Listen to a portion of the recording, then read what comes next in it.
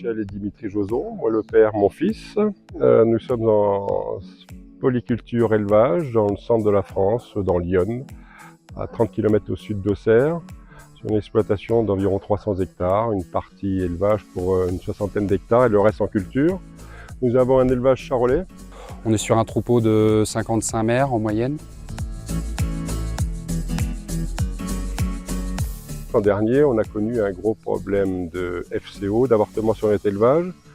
Et en discutant avec d'autres éleveurs, et surtout avec notre vétérinaire, ils nous ont parlé du fait que le fait de donner des seaux enrichis à l'ail durant l'été, la période estivale, tous ces élevages-là auraient eu moins d'impact au niveau FCO, alors que nous, on a eu entre 20 et 22% d'avortement à l'automne. Donc, suite à ça, nous avons fait connaissance avec Nolan Christian, et qui nous a présenté sa gamme de seaux. Donc vous pouvez voir le CTIA Protect par terre, au pied des vaches.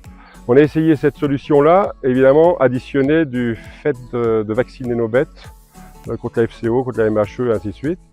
Et donc à l'automne 2025, on s'est retrouvé avec 0 avortement. Voilà. En déduire, c'est un peu raccourci d'en déduire que c'est dû au seau, mais c'est l'ensemble de choses qui ont fait que l'élevage est mieux porté. Et puis il y a certainement une partie d'auto-immunité qui s'est mise en place. Non, on n'avait pas de répulsif, un insecticide pour âne, en sachant qu'on le faisait au mois de... donc quand on les lâchait autour du 10 avril. Donc nos bêtes elles étaient protégées entre 6 et 8 semaines. Donc là, depuis l'année dernière, on l'a refait entre-temps suite à la pression FCO, mais sinon on ne le refaisait pas en cours de pâture. Donc ça permet de remédier un peu à cela.